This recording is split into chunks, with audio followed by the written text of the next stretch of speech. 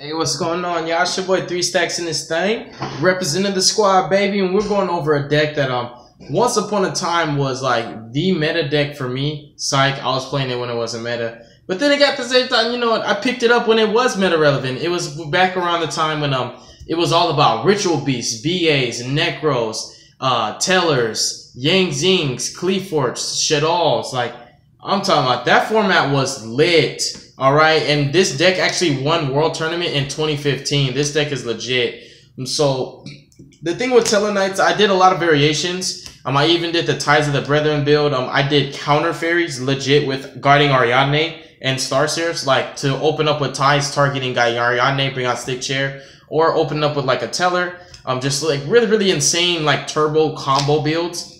But now to counter the meta, we have to play like real back row, and I mean a lot of it. Like what I've been noticing is a lot of the main decks like that are trending right now, decks that people are like really wanting to play, is they all struggle playing through back row, like really like immensely. And when you play real traps that don't like 1-for-1 exchange your opponent, I'm talking about traps that just blow your opponent out the water, dude.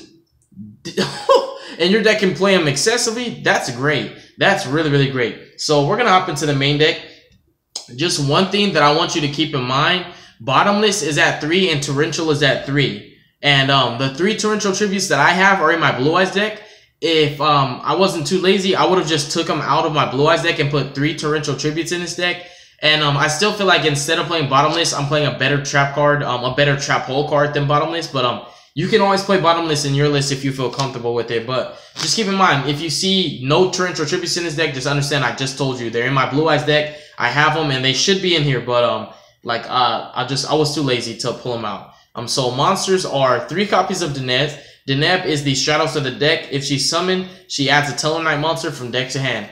And then you have 3 copies of Altair. These are your bread and butter Stellarknight monsters. This is what keeps your deck rolling. This is what allows you to make your XYZ plays, which is just going to be Altair mostly. So Altair is Monster Reborn or the Wolf Bark for any Stellarknights. He does put you under restriction, which says, I believe it is only Stellarknights can attack that turn, which is totally fine. So 3 of 3. The only Stellarknights that I play at 3, I play 2 ukuleles. You can play 3 if you want. It is 18 body. It's really strong. What it does is Foolish Burial for Stellarknights. That's utility because we play a lot of revival cards and we're trying to snowball them back. Then we have 1 Vega. This is a build that plays draw power in the form of Demise, so it's not always optimal to summon from your hand, but it's important to have this searchable target because it allows you to make really big pushes turn 2 when you're able to go Vega, Altair, bring something else back up. Really strong. Then we have 1 All Sam. Whenever he's summoned, he inflicts 1,000 damage to your opponent. You can actually burn your opponent to death grinding with this card. Really strong. You can normally burn for 1,000, bring it back for 1,000 off of like a Deltaros float or a Trivier float, and then you can basically get it back in the grave, bring it back off of a revival card, burn for 1,000 again. Really strong card.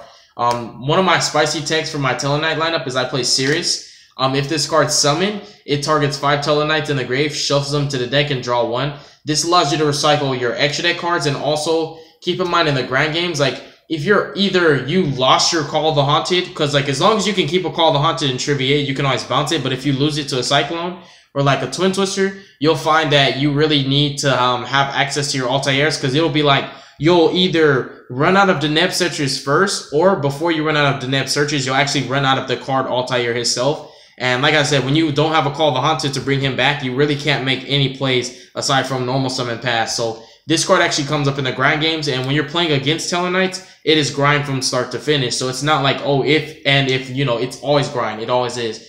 So that's it for the monsters of the deck. And I do like that he draws. He's really good. So like they all have these cool little toolbox-like effects that give you all kinds of interactions when the situation comes up. And I feel like they're all utility cards for me. So it's for draw power. Of course, you play 3-card Demise. What I'm trying to do is I'm trying to set up with a Stellarknight body and a lot of traps. Like the main thing is I want a lot of traps, but I at least want 1 Stellarknight body, being Deneb. If I can just get Deneb and normal summon, believe it or not, it's good to actually discard the Stellarknights to the grave if you search off Deneb, if you search off of her, because you'll bring them back off of your traps. But if not, you know, you just open up with any Stellarknight body, like I said, and it's still really strong. So I like Demise. You play 2 copies of Pot of Desires. There's nothing in particular that you're not trying to banish except for all 3 of your Altairs. Even if I banish the Nibs, I really don't mind as long as I still have Altairs. So Desires is great in this list. And the +1s matter. Like, when you're 1-for-1ing sometimes, like when you're playing like Alpha or Strike, sometimes depending on how you have to use them, you're 1-for-1ing your opponent. So you're not really like climbing over him in terms of card advantage. And you need cards like this and Demise to help you to draw more back row to continue negating your opponent's plays without you taking inherent minuses and running out of steam. Then you have 2 Duality. This helps you to just get your counter traps. Like, that's all I'm really trying to see is counter traps. And if I see Demise, I'll get the Demise. But I'm trying to see Satellarknight Alpha as quickly as possible. And then for another spicy tech, I know that a lot of Stellarknight players play like Skybridge, stuff like that. Instead of playing Skybridge, I opted to play Alpha. If I had more of this card, I'd probably actually play 3. Now, you equip this to any Stellarknight monster, it gains 500 attack and defense, and it is unaffected by your opponent's card effects. It does have a drawback. It says if you control a monster that's not a Stellarknight, destroy this card. But everything you summon is Stellarknights. You play it smart, you're going to equip this to Deltaros, make him a 3000 beater that's unaffected by your opponent's card effects, and if he somehow still leaves the field, he'll special on another body. So this is a really, really strong card, and I wish I had more because I definitely play it at 3. It's great. Making your Tellers unaffected by everything is just impressive. Like, Deltaros now can't be... I love you too. Deltaros now really can't be dealt with by anything except for battle, which is really, really strong. So that's it for your spells. Always got to find that spicy tech, you know what I'm saying? That's just how I build decks. I always have to like my techs. I just like them. For traps, you have the Solemn Judgment of the deck. You have 3 Satellarknight Alphas. When a spell trap or monster effect is activated, you send a face-up Stellarknight monster you control to the grave. Negate the activation of that card, destroy it, and then draw a card after that. So you can send, for example, Trivier. In her effect, if, not when, she's sent to the graveyard, you'll get her effect on a separate chain link after you draw to go ahead and special either Deltaros, not Deltaros, special either Altair or Deneb, and get more toolbox for more rank 4s in the follow-up. So really great counter trap. It's not hard once per turn. It negates evenly matched, if I have to even mention that. And then we have the Solemns, Triple Strike, Warning, Judgment. You potentially play like 5 blowout counter traps that can just win you duels. And Strike, it wins you a lot of duels as well, especially in the pinup matchup. So, like I said, Duality, I'm trying to see my counter traps because all my counter traps are good. These are a lot of the traps that I still played in my Stellarknight Counter Fairy build. And then another great counter trap is actually 3 Horn of Heaven because you're not really able to link summon a lot of the times. What you want to do is summon your Stellarknight bodies like Deltaros and Trivier, and you just tribute these off, and they go to the grave, and you clear your extra monster zone. You negate summons of monsters, normal or special, pendulum summon, normal, it doesn't matter. It even negates masterpieces summon. You just flip this. This is warning. When a monster would be summoned, period. You tribute a monster, bam, no masterpiece, bam, no pendulum summon, no Candina, no Inspector Border, no Amano Iwado, no nothing. Really great card. And also, I would like to give a shout out to Monosur Herbin because he teched this card first. He teched it before I did. He's playing Stellarknights a lot more than me, so I just have to say that because, you know, you don't ever want somebody to be offended and be like, hey, that's my tech. Give me my shout out. I give you a shout out. And then 2 Grand Horn of Heaven. This is like another really, really powerful trap. You're trying to hit the entire Pendulum summon in the Pendulum matchup. So this hits it, Strike hits it, Warning hits it. Just no Pendulum summon, GG, no re. Really strong. Want them to hit the grave too. And for even more powerful traps, you play 3 Floodgates and 2 Time Space Trap Hole. So if you count it up, you've got 3, 4, 7, 9, 12, 14 traps that can individually hit an entire Pendulum summon on their own, which can make a Pendulum Magician player have to scoop it up, especially when all they have on the field is Electrum. That is insane. Electrum ain't gonna do nothing after you negate that Pendulum summon. Nothing. Bring out that Astrograph. That's cute. Bring it on. I'm not scared. So these cards are insane. This is more flexible as well because it clears the problem, and also at the same time, it can make your opponent sit on a card in their extra monster zone and not be able to link summon or do anything with it because it's face down forever, which is really strong. So great traps, and they're just like, they're game changers. And if you're even more game changing stuff, we play 3 Drowning because either you get your Call the Haunted MST or Cyclone, or like you just don't draw into it and then you like kind of like lose your field presence to Ash Blossom if it's Deltaros, or Gamma, depending on what it is. It's just stuff happens. It's Yu-Gi-Oh! you never know what's going to happen. So if you ever have your field clear, this is the best Mirror Force to have. This deck plays it very well. So Drowning's insane. It's really, really strong.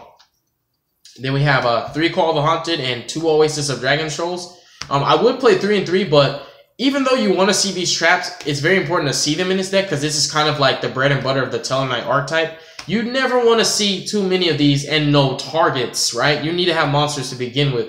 But basically, the playstyle of this deck is to use these, summon Delteros, use these, summon Altair, summon another monster, make Trivier, bounce these to your hand, and use them again over and over and over and over and over again, and just have a snowball loop effect. A lot of traps, right? This is why we're playing Card of Demise. This is why we're playing Pot of Desires. This is why we're playing Duality, because we need to draw these great traps and draw more than just one. We need to have at least like a Floodgate or a Horn of Heaven plus a Solemn, or a Telenova Alpha plus a Solemn plus a Horn. That's insane. We want to open up with the best traps. Extra decks. I only have 1 Isolde. I'd probably play 2 of it. It's a great card. It also allows you to search, which is really important. But the most important thing is this is basically a generic Mrs. Radiant-like card for this archetype. Just 2 warriors and 2 zones is really important. That's for your damage pushes right there. So this is a great card. I keep it in this sleeve because I like how it looks in this sleeve. It's a beautiful card.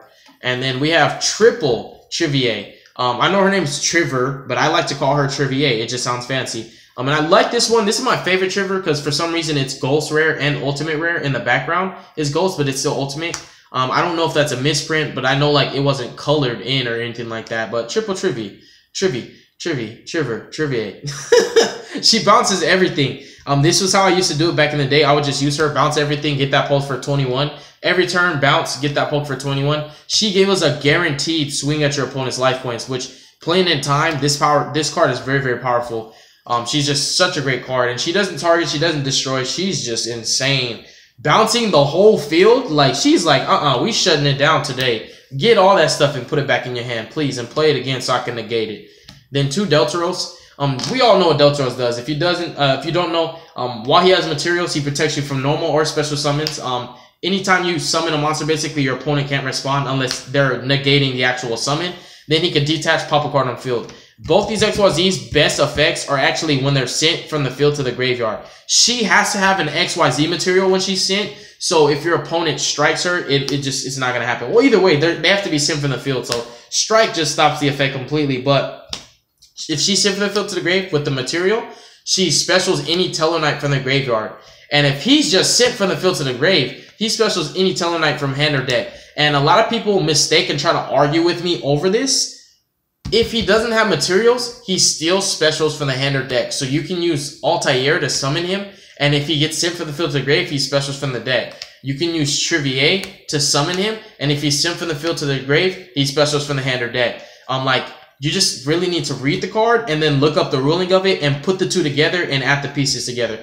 So I play 3 and 2. I feel like Trivier comes up a lot more, and also Delteros comes up more than once a duel. So I like to play 3 and 2.